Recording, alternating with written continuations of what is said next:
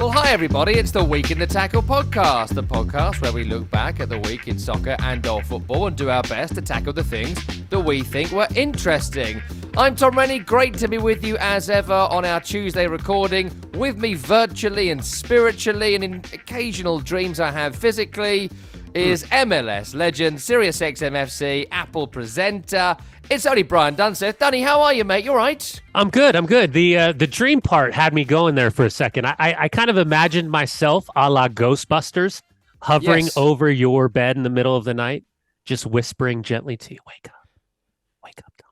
But when I said like dreams, physical dreams, you obviously went to a sexual place because people do. What actually happens is I beat you to death every night. Okay. And that's the only way I get to sleep. It's become a bit of a problem. I'm actually going to need to see somebody. Loads to talk about on today's programme. I do want to talk a little bit about Man United and the mole hunt, which is the big story of Tuesday, which I'd love to talk about. Also, the fact Man City lost, and most importantly, it cost me £70 on my accumulator, and a few other bits as well, including a 13-year-old who's already better than me at football. But, Dunny, there is a story we've got to talk about, and I don't know how long we're going to talk about it for. Maybe 5 minutes, maybe 20 minutes. We have tried to avoid decision since doing our decision show of a few weeks ago, but this call in the Liverpool game on Saturday, the Luis Diaz goal, it's 0-0 at the time. I very much enjoyed our friend Tim Horsey, #SorryTim, on the SiriusXM FC Twitter page, posting almost immediately, was the Luis Diaz goal onside? Yeah, buddy, it was, and having a full-on meltdown as the admin of the page, which I enjoyed. Wait, was it offside or was it a penalty? Oh, yeah, there's no way of knowing. Was it a red card? Was it a red card for Curtis Jones? Yeah, it's textbook serious foul play. Let's not have a row about that. Penalty. But look, this offside, right, so most of you have seen it, but really, really briefly. I was doing the commentary of the game, so it was incredible. Incredible moment, and I mean that in the most literal sense. I felt incredulous after working on it and having seen it. Ball is played through to Luis Diaz of Liverpool, who is played onside by the trailing leg of Christian Romero. He is onside. He goes on to score. The offside flag has gone up on the field. They switch to VAR, where the two officials who are in the room have a conversation about it. They play the video back. It's Darren England and Dan Cook. They look at it and they decide it's offside. They put the lines down and they go, oh, actually, he's onside. Fine. They say, go with the on-field call. Now, the on-field call, the flag went up, and so that was the wrong instruction to give. They should have said, overturn the decision, it's a goal. They got that wrong. That can happen, that's fine, that's a miscommunication. The controversy comes from Darren England and Dan Cook, then watch the game on the TV monitor, and they go, oh, do you know what? They haven't given that goal.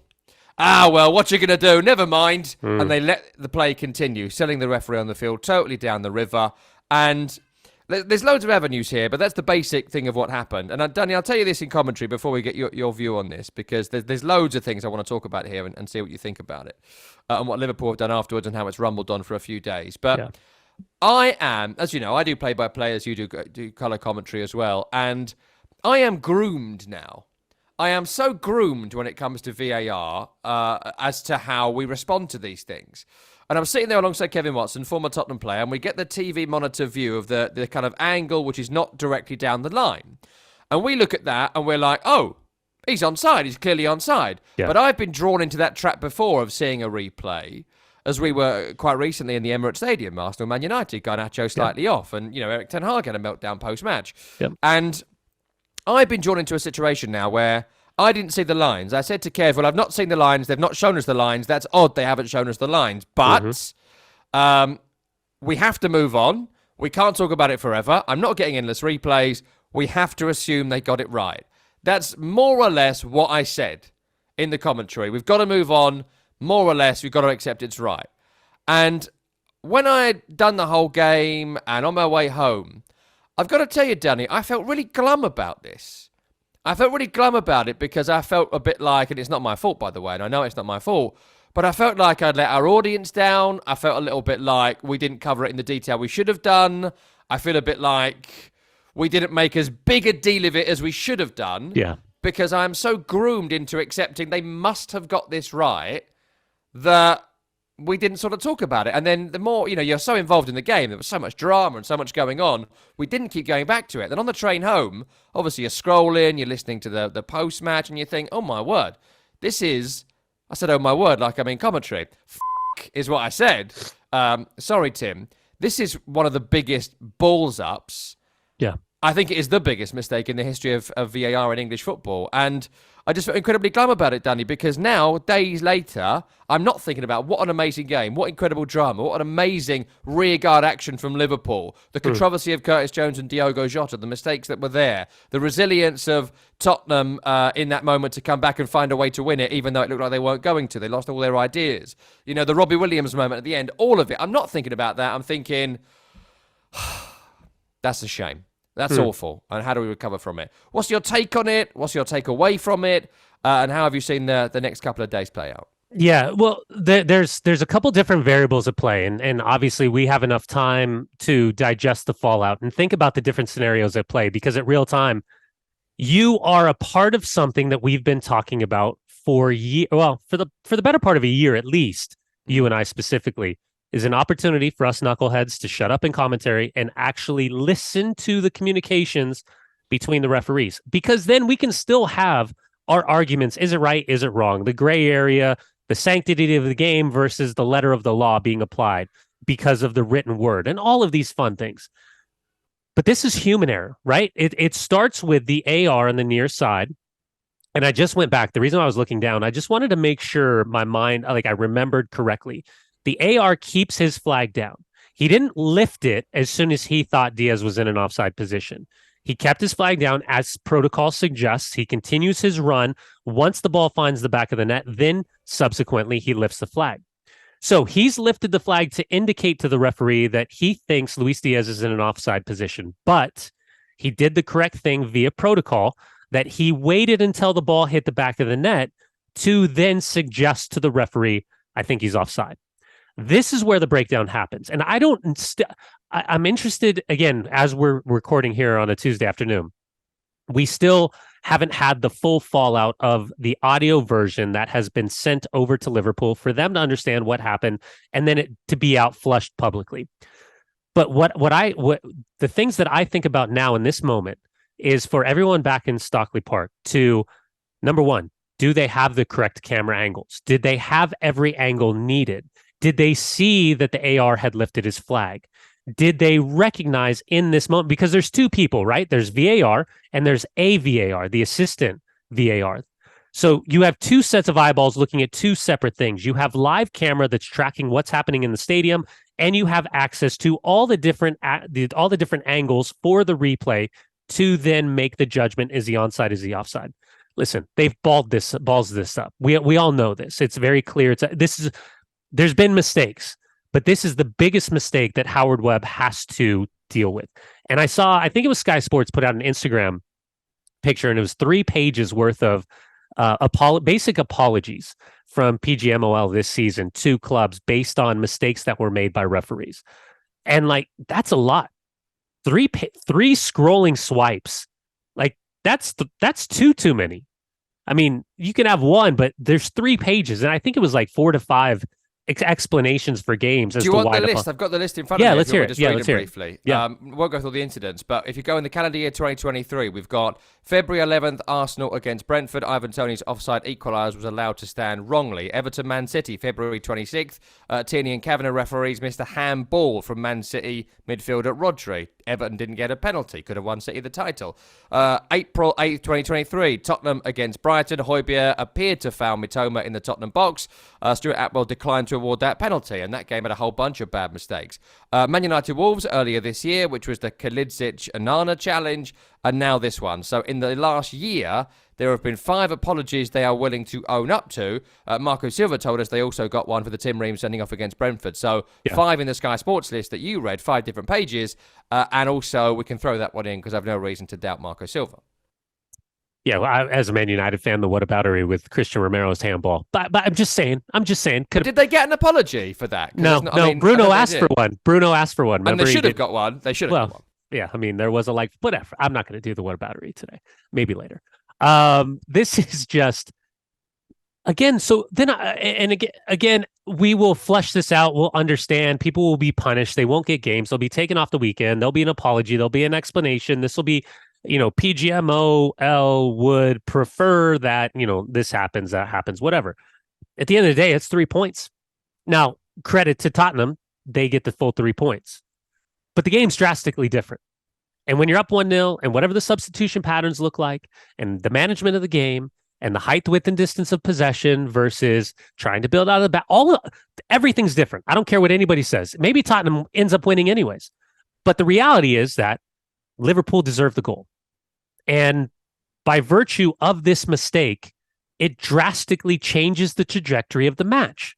So, however the miscommunication or confusion in the moment happens, this is human error. This is what we talked about. VAR can be perfect, and when you execute it properly, it is 100% factual. But the reality is we're human beings, and that's the gray area, and it's the application. And the individuals you can put different butts in the same seats, and they all see the game differently. Yeah. Even if they're told to abide by this little box, this is how we're going to make these decisions. They all do it differently. And this is the mistake factor that comes into play. So they have now released the audio along with the video. And the amazing thing about this, right? So they call it. They call it fine. They call it good. They've got it. They've nailed it. The issue is, and I'm reading it now, the replay operator literally goes, wait. That's the wrong call. So they're being told right now, well done, boys, good process, the referee says. The operator says, wait, are you happy with this? Wait. The on-field decision was offside. Are you happy with this? The assistant VAR says yes. VAR says offside goal, yeah. The VAR says that's wrong, Daz. What's wrong? The on-field decision was offside. Are you happy with this image? Yeah, it's onside. The image that we gave them is onside. He's played him in. He's gone offside. Oh, sorry, Tim. And then it says, Ollie says delay. VAR says what? Or pardon? And he says, Ollie is calling to stay in the game. Delay the game. The decision is onside. And the VAR then says can't do anything. Now, here's the bit that we knew this. I'm just getting his lines. Have they kicked off? Just to be clear. They've kicked off, yes. They've kicked off. When he's saying delay. On the other end. Okay, so just to be clear, VAR has technically cleared the goal by virtue of thinking that the flag had not been raised post goal. Yes. And then after they effectively played the free kick for offside, that's when they realized they've ballsed it up. That there was that they thought that the goal had stood, except the ball wasn't kicked off from midfield. It was kicked off as an offside decision. And they are saying here, Danny, literally repeating, the VAR is repeating, I can't do anything. So they know within, so just on the timings, they know within 5 seconds of the game restarting from a free kick given for offside, they've made a mistake.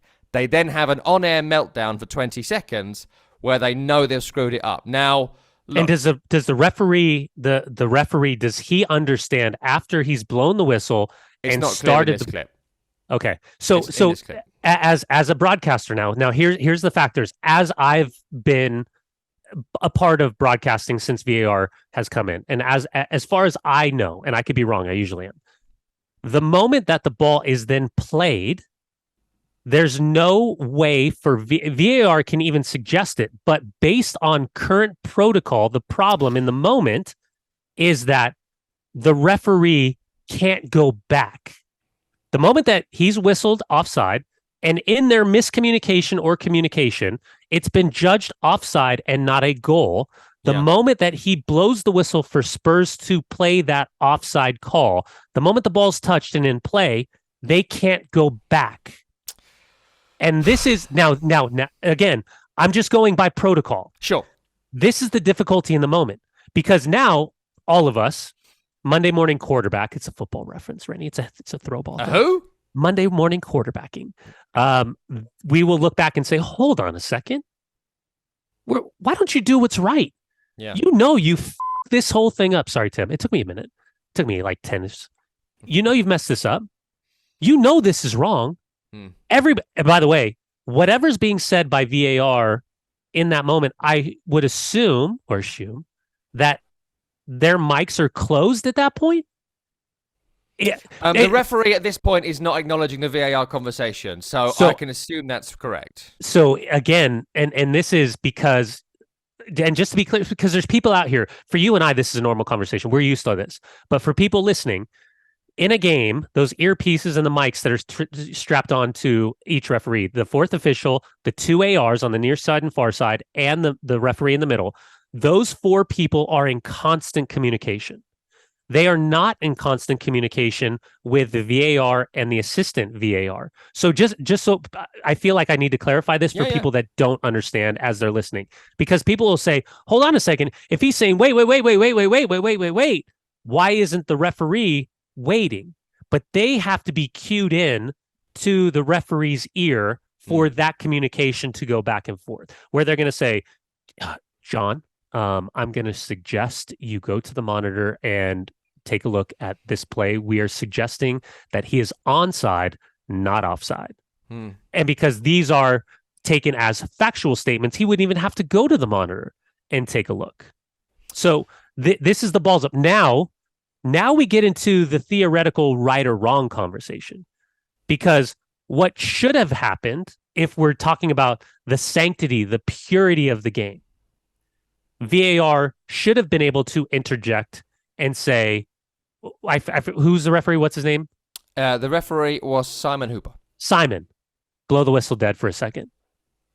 Simon, we have a major problem that we have to sort it out right now. Because this could have been done in the first 15, 20 seconds. Simon. There is also, it's just worth noting, just briefly, that the ball goes up the other end and it goes back down the Liverpool offensive end. It goes out of play for a throw-in where there's a delay for about 29 seconds. So nothing has actually happened of note in the game in that time. Simon, pause the game. Like, we need to talk to you right now. We've made a mistake. Okay. Okay, guys, back up. Yeah. What's up, John? What we got going on? Simon, we thought that you had called a goal and the AR had kept his flag down. When we cleared it, we had assumed that this was a goal that you had acknowledged that had stood. We did not recognize that this was an offside goal that you guys, the AR, had judged to be offside.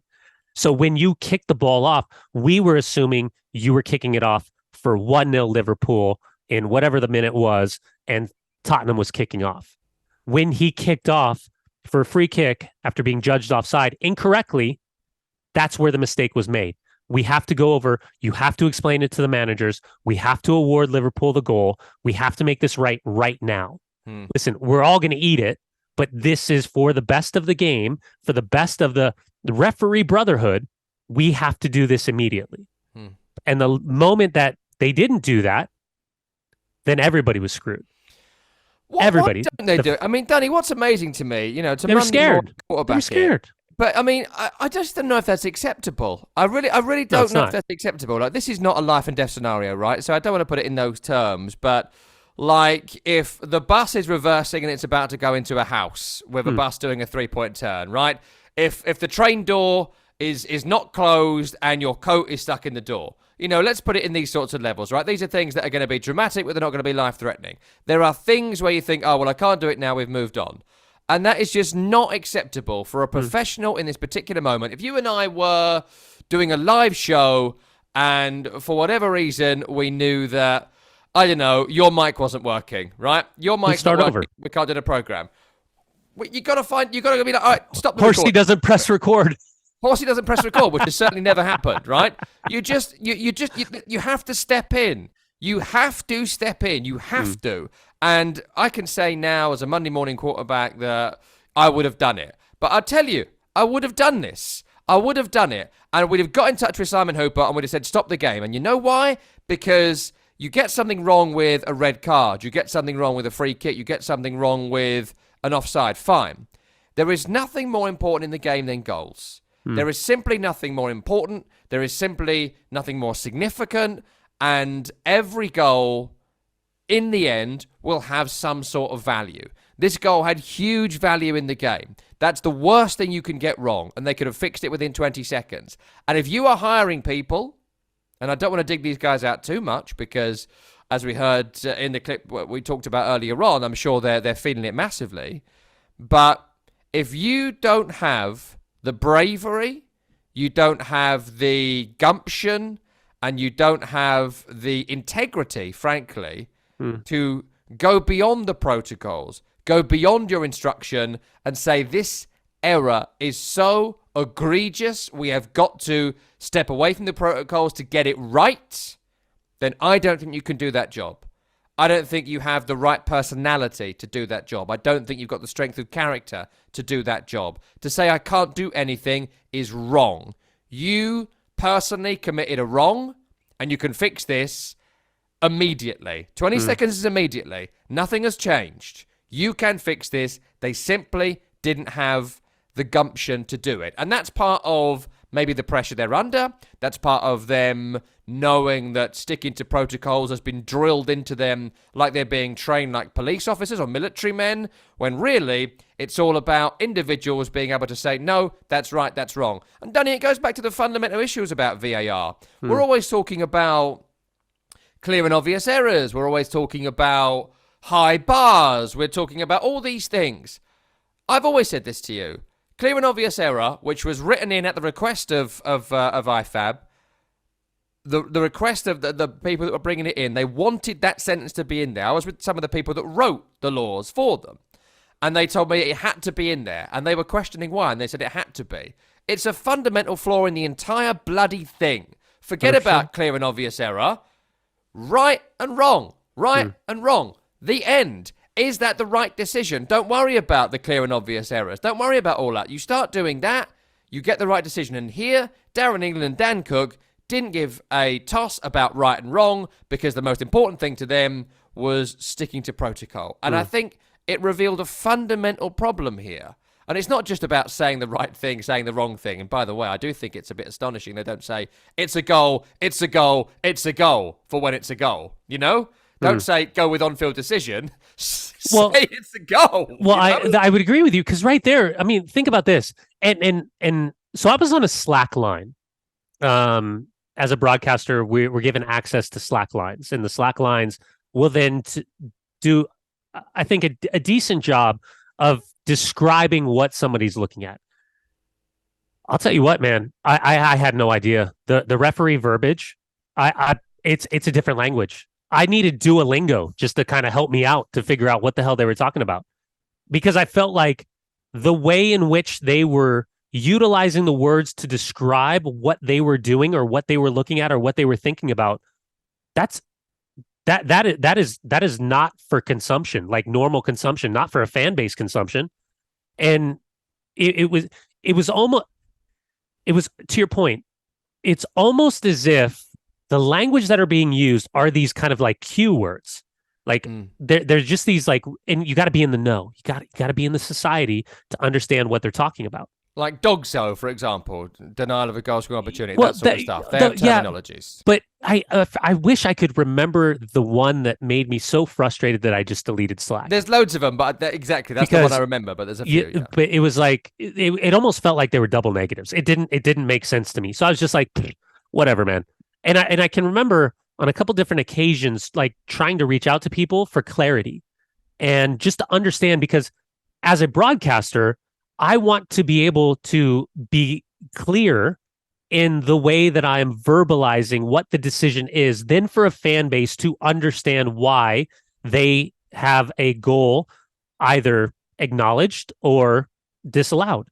And that's the hard, because, you know, for you and I mean, I'm off Twitter now, but the amount of tweets that I would get would be like, well, that doesn't make sense. What about this? Or what about that? Or what about, you know, this player's in an offside position. How are you telling me that the goalkeeper's not moving to his left to deal with a potential pass or an anticipation movement when then the deflection goes to the right? But that player's still in an offside position. How does that goal stand? And you're trying to then verbalize it on air for a fan base to because when moments like this happen,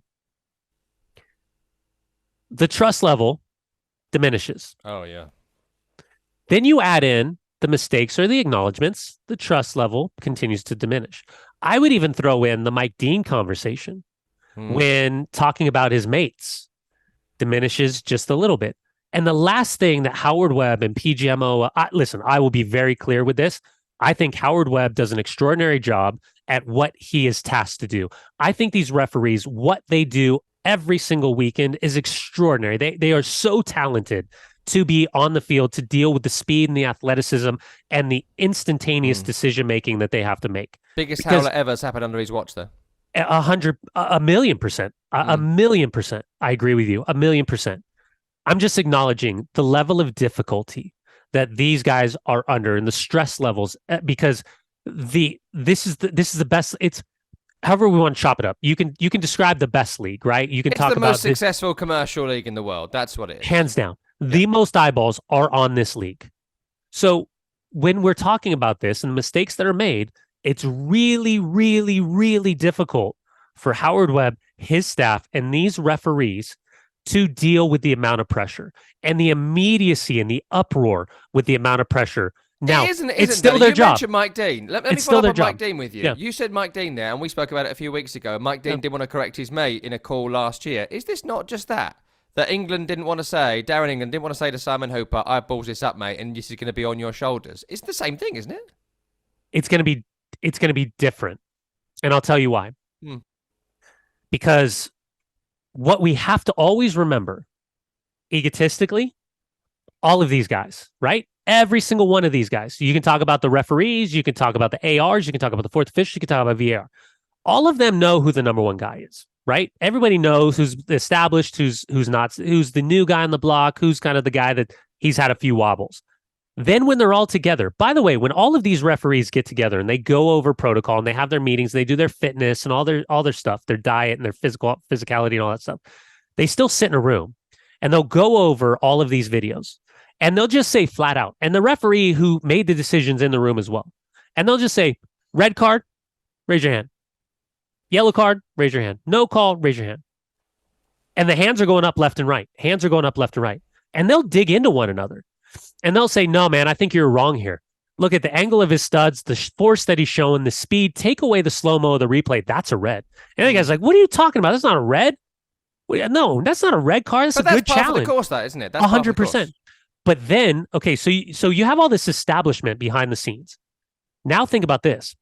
What if you're paired up with an AR that's done you wrong in the past, that's lifted the flag too late, or that's lifted the flag too early, or a guy that's missed something that didn't get in your ear and been like, hey, by the way, you missed it. I think he goes in, studs up. I think he's trying to do him right there. And then you go back afterwards and you go in the locker room and you watch the replay and you be like, Timmy, why didn't you tell me that he did him right there? Why? I didn't have the good angle. I'm behind three players right here. Why didn't you tell me he lifted his studs right there? Why didn't you tell me he put a chicken wing into his elbow or into his ribs?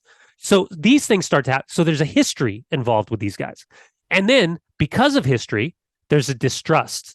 And the distrust in this situation could be something as simple as, oh man, I messed this up. I can't tell him. Like he'll kill me. Like maybe we'll get away with it. But you have maybe to. That's the job. The job is to tell him, isn't it? But they're still human beings. I get your human being element, but I'm also, when you are at work and you're a professional, I mean, I've dropped a bollock or two as a producer and a presenter and, all sorts of things. I've made errors that were, I once took LBC off air for like 3 minutes. I had no idea what I was doing driving the desk and, things when you make mistakes. Yeah. But I didn't just sit there quietly going, oh no, what do I do? Yeah. I made a call to a senior producer and was like, help me, I need to fix this right now. I am screwing up as we speak. I didn't just sit there. It was about 10 seconds really, but whatever. I didn't just like sit there and be like, oh, what do I do? I'll just leave it, or we'll just try and get on. When these things happen in a live environment, I produce some big shows, presented some big shows, you've been on TV, whatever, when these things go wrong, you don't just go, oh dear, what a pity, never mind. And if you're the kind of person that would do that, you've worked with,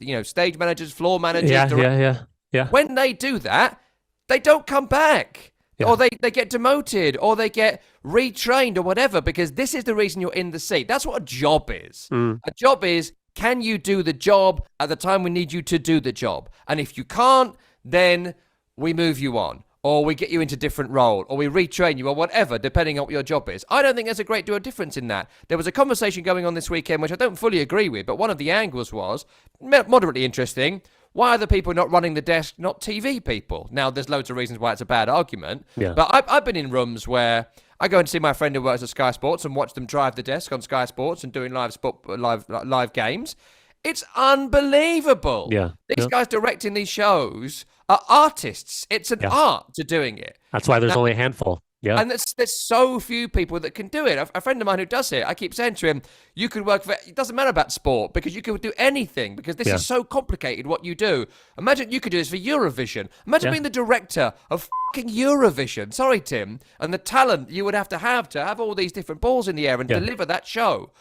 And so, like, this is the people we need. And if you balls up Eurovision, if Yeah. we don't see the best shot of the Ukrainian entry, then you're not invited back to do next year's show. I think that's Yeah. a relevant point here. Well, I think there's going to be a significant fallout from this. I agree with you. I agree with everything you're saying. I'm just trying to give you maybe a different look behind the scenes of elements that could transpire that leads to an event like this. And I'll tell you what happens now. What happens now is that if a situation like this ever transpires again, there's going to be a red button. There's going to be a bat phone. There's going to be something that happens where everybody immediately knows it doesn't matter. But this is going to have to go through the Players Association, the union, whatever you guys call it. This is going to have to go through the league. There's going to have to be an agreement. There's going to be a triangle, a three-prong agreement where you have the league, you have PGMOL and VAR, how it's being used, and you're going to have the players. So everyone's on board. That from now on, and this I guarantee you, this is going to be this is going to be watched with a fine-tooth comb and just drug over by FIFA and UEFA as well, and MLS and everybody. If this ever happens again, there's going to be a new protocol. And the new protocol is, I don't give a sorry, Tim, where we're at in the game after the referee has blown their whistle. We are going to go back to this. And we are going to say, blow the whistle, walk over to the manager, bring them in, say, guys, we've made a mistake. This goal should have happened. It should have counted. Or this goal should not have counted. It should not have happened. What we're going to do is we're going to take the time back off the clock to the immediate point of when it happened. We are either going to add the goal or we are going to put the ball down for a free kick where it's been judged as an offside decision, and we're going to start the game again. And what they're going to have to do is have some type of verbiage or an announcement that's inside the stadium that acknowledges for everybody in there and for the broadcasters, television and radio around the world, to know that this is the decision, what has happened. Yeah. But it has to be in a timely manner. Now, again, then we're talking about the confines. Well, what is a timely manner? Is it 20 seconds? Is it 2 minutes? Is it 5 minutes? Does Howard Webb need to okay this? Whatever happens, whatever that protocol is, it has to be decided this week. Yeah. It has to be decided before the kickoff of next weekend's games.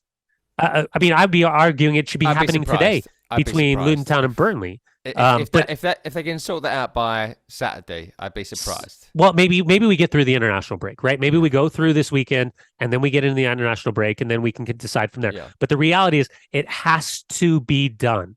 That's the only way moving forward we can avoid a situation like this, is be like, we ballsed it, bat phone, make the decision. Yeah.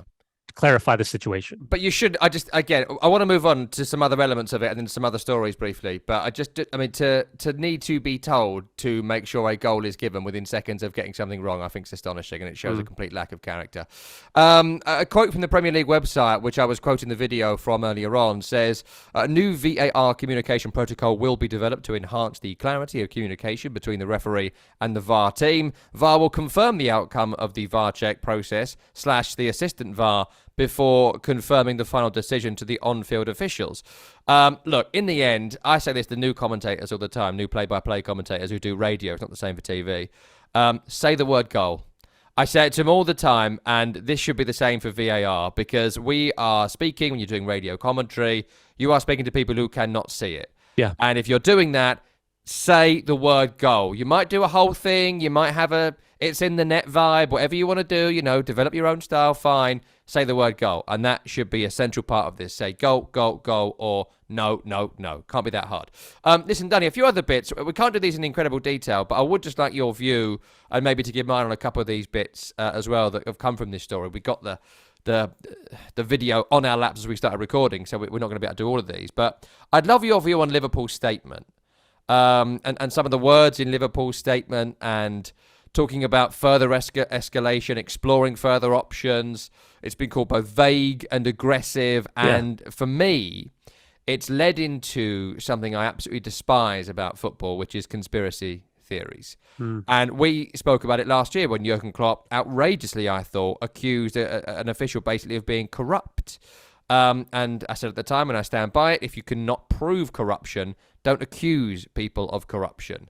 Incompetence, I'll talk about all day long. Corruption, prove it. Otherwise, grow up and shut it. Question for you is, what did you make to it? And would we have the audio today to talk about if they hadn't made that statement? Well, you and I, before we were starting the show, we came on and we were talking about, obviously, the fallout of what this all looks like. The reality, again, and who knows what the game would have looked like had Luis Diaz's goal counted, right? Had it not been marked off. Again, with context of not knowing how the game would end, because the variables change completely. The dynamics change, how you manage the game, the directness versus possession, the substitution pattern, all that, the adjustments. Red cards, does Jota even play in a situation like that? So I'll couch that. From Liverpool's perspective, the only way that they look at this is that they should be in first place this weekend. They should be sitting on 19 points. That's it. That 3 points was taken off them. No context to Matip's own goal in the dying seconds. The inability to clear the ball with his left foot has nothing to do with that. It is pure and simple that was 3 points that they deserved. Yeah. So when we talk about the legal ramifications, the financial ramifications, it's a short-term look at a long-term vision. And the long-term vision for Liverpool right now is, how will these 3 points affect us?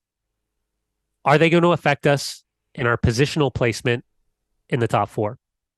Most likely. How is this going to affect us in our title hopes? Who knows?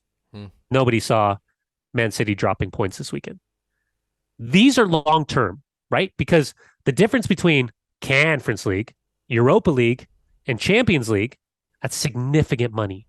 Significant money. Then when you're talking about trophies,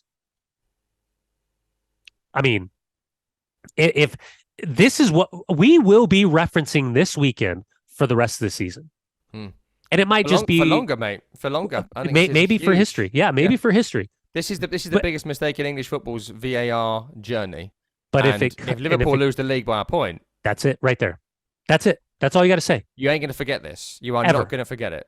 Ever. No. It's a watermarker like the Stevie G slip, but a different way. Yeah. Where other stuff fades. This is not going to. This is a player situation and a player mistake versus we got royally screwed. Yeah. Just want to mention that our producer Tim Horsey has just texted us on the thread saying, yeah, fair enough. Sorry, welcome, Tom and Danny, Tim. Should say for that. Exactly. Another quick bit, Danny, just briefly on this. There's a story from the Times the day afterwards that the refereeing team, the two guys specifically involved, were out in UAE working on a game 48 hours before. Yeah. Do we give a toss about that? Does that matter? No, it's a significant conversation that needs to be had, because I am of the belief that all of these referees not only should be full-time, but they should be making significant money. 100%. Because they are the elite amongst the elite. And when we're comparing and contrasting versus the athletes, the fans pay to watch the athletes. But these are the referees that are making the most crucial decisions between the two set of athletes. So there should never be a referee that feels the need to find extra compensation outside of what his current job is. Now, if you tell me he's gone away for Champions League duty, Europa League duty, Conference League duty, no problem. Because then he's even more the elite amongst the elite. He is the elite amongst his peers. And European competition and World Cups and all of those things are fantastic. Those are merit-based accolades, which they deserve. But if you're telling me that the referee is going to another country in the middle of the season to call games for said country, for me, I don't think the referees should ever be in that situation. Yeah, I don't. you have to make your money, so there's an element of that I appreciate. But 100%. I'm I think you're freelance. absolutely I right. get it. And I've said this to you before, and I'll say it again. The referee should be getting paid right now by the Premier League, the median wage of what the Premier League average earner is. And if that's 50 grand a week, come up with the money, because they're very, very important. They should be looked after. And you might get all this talk about how you get better people. 50 grand a week will get people doing it. Why do some of these guys who retire who can't play anymore because whatever, they can still run, but they're not particularly, they can't play, they can run, but they can't play for whatever reason. They weren't good enough to be top footballers, but they're still good athletes. How do you get these guys to do it? I know quite a lot of these guys. The money. That's how you do it. One final bit on this, and I want to move on to get to some other bits, is that now they've released the audio and all this has happened, I've got to tell you this. I won't ask this a question. I'll just move on. But I'm really annoyed that it didn't go to the VAR and the audio said, nah, come it's Liverpool. Call it off. I wanted that to be what happened so badly, but it wasn't. And actually, the other bit will be next time this comes up and mic'd up, get a proper journalist to do some scrutiny, and not the most useless footballer you can possibly find, the softest, wettest footballer you can find. Done a few other bits this weekend that we've not had a great deal of time for because this is such a massive story. Man United losing again against Crystal Palace this weekend. The positivity of the Moose Cup in midweek. The loss against Palace this weekend. The playing of Sofian Amrabat out of position. I feel really bad for him, considering he's been trying to get to Man U for months and months and months. They've shunted him to left back because of injury issues. That's not the only reason they're losing right now and lost the weekend. He was good. I thought he was really good. I think he looked out of position a lot of times. He was really poor at back end of the Burnley game as well. But what I will say, he's asked to play a different way in that left back. So the amount of moving, the amount of moving and interchanging, he was in the midfield as much as he was in left back. Every time that ball went to the right hand side, he's pushed all. Trust me, I spent a lot of time watching him in particular because I was really intrigued to see what he was being asked to do. And I was focusing less on the ball and figuring out where he and Casemiro, how they were playing and how they were moving. And Dalot was allowed to free. Casemiro would split two center backs, all this stuff, the balance and the amount that Amrabat was in the midfield. Well, they lost. I mean, if they won, everyone would say it worked. But they did. That is the game. And that's the game. Listen, right now, where things are going wrong, again, for Manchester United, inability to finish. The inability to score goals is they're either feasting or it's straight up famine. And right now, they've got too many players that are paid significant sums of money that in the final third look far from the final product. Look far from the world class finishing ability that we're expecting. It's not there. It's an incredible goal from Anderson. He's hit an absolute worldie. You talk about pressure on the ball. You talk about who's marking who in the box. It's a phenomenal goal for a center back, even a striker. Phenomenal goal. But right now, they're far off the pace of expectations. It's not good enough. And getting through these next two games, Champions League against Galatasaray at home, next game on the weekend before the international break, if they don't figure this out, the amount of pressure is going to be absurd on Erik ten Hag in particular, and then the players at Manchester United. I did feel sorry for Amrabat. I really did, being shown into that position. I mean, trying to get there for years and years and years and years. I didn't think he played particularly well, and I don't make it his fault. And I think that it'll be good. And I think Reguilon should be back for the Galatasaray game. We were recording before that, but it'd be good for him to play in his position. Just a quick word on this other story about the mole. I don't know if you saw this story, but it's a Daily Mail hack job, but I do quite enjoy it. United keeping a close eye on an anonymous account on Elon's website, formerly Twitter forever, IDST, leaking injury updates about the first team. The account, which was created earlier this year, has quickly gained attention and a large number of followers, and it's been accurate with injury updates on the likes of Luke Shaw, Tiro Malacia, Sergio Reguilon and whatnot, and they are speculating, the Mail, that it could be someone inside the house. Yeah, well, first off, let me quickly talk about Lisandro Martinez. As news has continued to trickle out about the injury on the fifth metatarsal that he's dealing with, and I still haven't seen it confirmed, but if he has indeed broken the screw inside of that fifth metatarsal, I've done the same thing. I did it back in 2005. I did it in December of 2004, and then broke it about halfway through the season. and ended up playing through the rest of the season. And it is unbearable. I mean, you can do it, but it hurts. And I can tell you, it killed me every single day just to wake up and stand up. And somehow I played through it. I was pumping myself full of everything. They ended up taking bone out of my hip, and they have to they take the screw out, and then they have to manually take the screw out. They put a new screw in, but they take bone out of your hip, they graft it, man, and they put it onto your fifth metatarsal. So the recovery time is actually more extensive than the initial surgery. And that surgery for me was October, and I think I was back playing around end of February, but I was really pushing it, really pushing it. So if he has done that, that's the timeline's about 4 to 5 months, what I dealt with. Huge so just a walk. Okay. So, let's talk the reality. Is there a mole? Is there somebody that's, I hope players are smart enough to understand that whatever account has been created on social media, that there's private investigators that can do the business behind the scenes, that can track where these accounts are being, whether it's, and by the way, where it's being posted, all of this stuff. So if this is real, IP address, whatnot, yeah. I mean, it's England, right? Are you on the Man United Wi-Fi? That's it. Where are you posting? So, and by the way, they'll figure out which house it's being posted from, which accounts, like which laptops, which iPhones, all this stuff. So I really do hope that players are smart enough to recognize that even if they think they're smart enough to get away with it, you're going to get found out. Two, by the way, like, we all talk.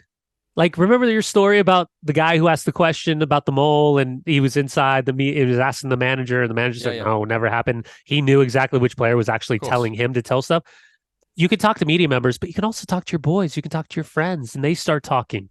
I mean, it's telephone. It's going to get out there. So if this is accurate, I'm not surprised, but I can see how it happens, if that makes sense. Yeah. But somebody's going to get found out. If this is real, and a player is stupid enough either to tell his friend to do it and or to do it himself, you're going to get flushed. And if you do get flushed publicly, it's going to be hard for you to ever overcome. You're always going to be remembered as the guy who was doing this if you do get flushed publicly. Yeah. So I really hope it doesn't happen, but I can totally see it happening. And I think we kind of all feel like we might know which players.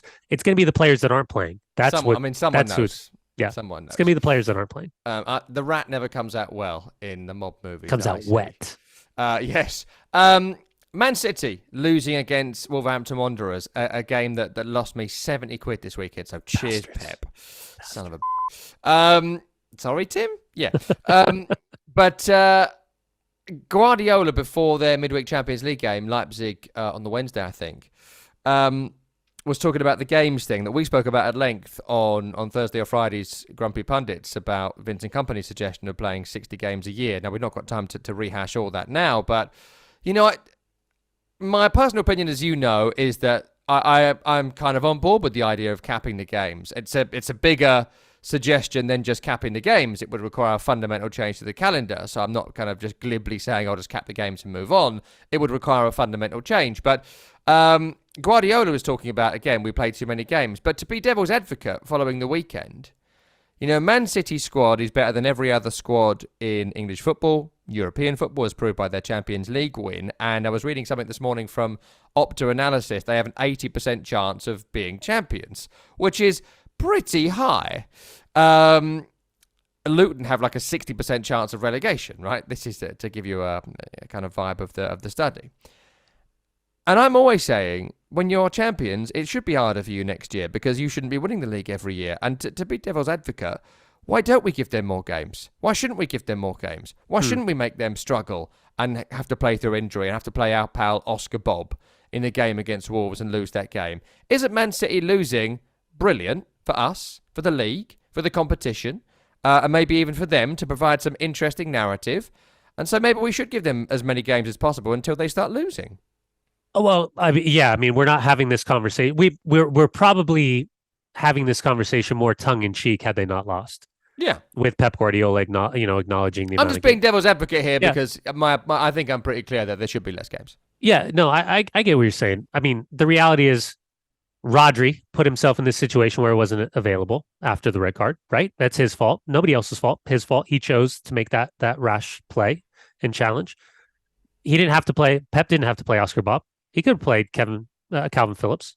He could have just thrown him in for Nunez at halftime. Now, there could have been a conversation about Kovacic and resting him and what that looked like. And then maybe he plays Oscar Bob for 25 minutes. He didn't have to play him 45 minutes.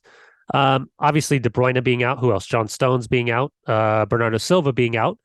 Those are three significant players that, quote unquote, are starting 11 players had they been healthy. But I don't think anybody feels bad for Pep. I mean, not with the amount of money that he spent in the summer transfer window, not with the fact that you can argue it's a stronger team than it was last season and what they did, which was an incredible, incredible run. So, yeah, I mean, what we really want to talk about is, and this goes against kind of I don't know how it could be a cathartic situation or a conversation in any means, but it goes against the sanctity of the game, is why aren't we playing the most meaningful games, and why aren't we getting rid of the meaningless games? And that comes down to really then objectifying which are the most important tournaments and which aren't. And again, it comes back to the inevitable conversation of, okay, if we're going to objectify these tournaments and say these are more important than others, well then, okay, any team that's qualified from Europe, immediately take them out of EFL Cup. Just take them out. Just say it's a different competition. We are not going to even include you. We're going to make this a standalone tournament that's really, really important. But then the trickle down will be, well, what about the FA Cup? And are you giving then opportunity? Because then there'll be clubs that'll saying, hold on, we don't even want to participate in this. You've devalued the tournament. Why should we even play in it anyways? We want out. There's going to, that inevitably will absolutely 100% happen. Because again, winning that trophy is important, and it is a trophy, but it's not as important as the other competitions that are available. And clubs are going to say, well, we choose to withdraw ourselves from this competition if other teams are capable of withdrawing themselves. So I get it. It's not an easy conversation. Too many games. Sorry, Tim. Yeah, no question about it. But terrific City loss for the league. And also, yeah, hate to see it. And to be fair, like I always say this, like I've worked with Gary O'Neill. I think he's a really good guy, and Sean Derry's a mate of mine who's his assistant manager. And I'm really pleased for Gary O'Neill, I've got to say, considering how bad that pathetic roll net guy is doing at Bournemouth because he played for some team. Let's get that niche guy the Spanish podcasters love as our manager because it'll be more sexy as opposed to Gary O'Neill sounds like just some bloke from Portsmouth. See, you had to bring him up because now all I think about is the injury, the injury issue now for my man Tyler Adams. You just had to bring Bournemouth up, right? He was so close to coming back, and it doesn't sound good. Length of injury time that he's going to be missing now. But I mean, you don't buy someone who's that injured. I mean, I got to say, I like Tyler Adams. I was thinking about this. You can't sign him. So obviously, the conversation. Nobody said it yet, but I wonder if the Caicedo thing is Caicedo, right? With Chelsea, and that was obviously a massive, massive target for them. I wonder now if that was a part of the conversation for Chelsea internally when they understood the severity of the injury that he was dealing with in terms of recovery as to why ultimately they did not buy him. Because if they go through the pomp and circumstance to put him through everything to be to the point where they were about to announce him as a Chelsea player, I wonder if the staff, if the medical staff is saying, hold on a second, guys, this isn't just he's 3 weeks away. This is, we have massive concerns on the backside of what this is going to do to his long-term playing career because of the severity to the injury. Yeah. And I hope that's not the case. Let's hope he comes back properly and he's such a good player. Rush back in. One final bit today I wanted to get your view on. I know there was a long chat about this with Nigel Reo-Coker a couple of days ago, which is where I first saw it, West Ham's FA Cup final captain and probably most unpopular captain they've ever had. Sacramento Republic forward Davian, I can't believe it's a real name, Davian Kimbrough has become the youngest person to play professional football in the United States of America. Kimbrough, 13 years old, 7 months and 13 days, came off the bench in the 87th minute against the Las Vegas Lights, beating a previous record also set by a 13-year-old a couple of years previous. Sacramento beat the Lights by 2 goals to nil in the USL. Look, on one hand, what a fun super story. A 13-year-old playing in professional football, to a degree, low level, sure. But what about this, Danny, a 13-year-old? I mean, it's a bit of fun, but should we be talking about him at 13 years of age? Is this not a bit of a, publicity stunt that's ill-advised? Yeah. So, okay, there's a couple different things at play here. We in the United States have a Messi fascination, and we've had it forever. We've always done this thing where we're trying to identify who is our generational talent, who is this young dynamic superstar that is going to be elite amongst the elite of the elite, right? The world class of the world class. So we've done this, right? And this is more of like an Americano sports thing. We did it with Freddie Adu, right? And I was present with the Freddie Adu situation. And Freddie Adu, in that generation of player, was the same timeline of Lionel Messi. And to think about what he was, and at that time, in that age group, be so sophisticated and so far ahead and playing up so many years and doing things that we didn't see young Americans doing in terms of flair and identity and technical ability and just a baller. Freddie was that. And we can talk about the inevitable pitfalls of success in the journey and doing the Nike deals and doing the television commercials with Pele. I mean, he was with Pele. I mean, this was the next generation of world-class player that we quote unquote had never seen in the United States. His career became a storyline of what you don't want to happen to a young American talent in terms of an athlete. What is fame and fortune due to the trajectory of a career? And Freddie's an incredible kid, man. He's a good guy. I'm fortunate enough to know him, and had gotten to know him through his playing career, both on and off the field. I'm out in Salt Lake City. A couple years ago, there's a kid named Axel Kai at 14 who made his professional debut. This was the previous record holder, yes. Axel has a body that at the height of my playing career, I was 6'1", 175, 180 pounds. That was Axel at 14. He was that big. His body was a man's body at 14 years old. Since making his debut, since signing his professional contract with Real Salt Lake, the maturity level at 14 doesn't match the body level. And so you kind of walk through, how do we protect this kid? Excuse me. Because at the end of the day, the physical nature can compete with a 25 to 30-year-old man. But mentally, he's still 14. He's still a kid. So when I see these things, and Mark Briggs, who's the manager of Sacramento Republic, is a good friend of mine, good mate. He was out here in Salt Lake City. He won the USL championship with Real Monarchs. I think he's the perfect fit for these kids. I expect Mark Briggs to be a manager in Major League Soccer one day. He's that good of a manager, both on the field and off the field. For him to give the debut to this young man, Davanian Kimbrough, he isn't giving it as a freebie. This isn't just like a media thing. Excuse me.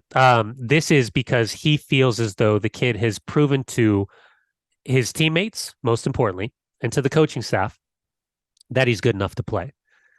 But when you do this, now the media speculation comes in and the limelight comes in.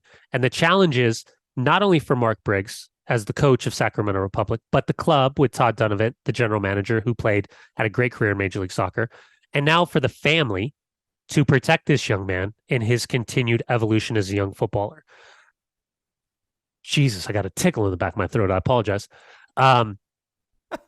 Because now you don't want him to just be a reference point like Freddie was and how Axel was. You want to protect this young man and let him evolve into what they think a good footballer he can become. Good luck, kid. Hope it goes well. It's an interesting story. We'll see how it develops. I've still got the body of a 13-year-old, but not in a good way. Right, that's it for today's Week in the Tackle. Dunny, always a pleasure. Great to chat to you. That's Brian Dunseth. I'm Tom Money. Tim Horsey produced the programme. We're back next week. We'll see you then.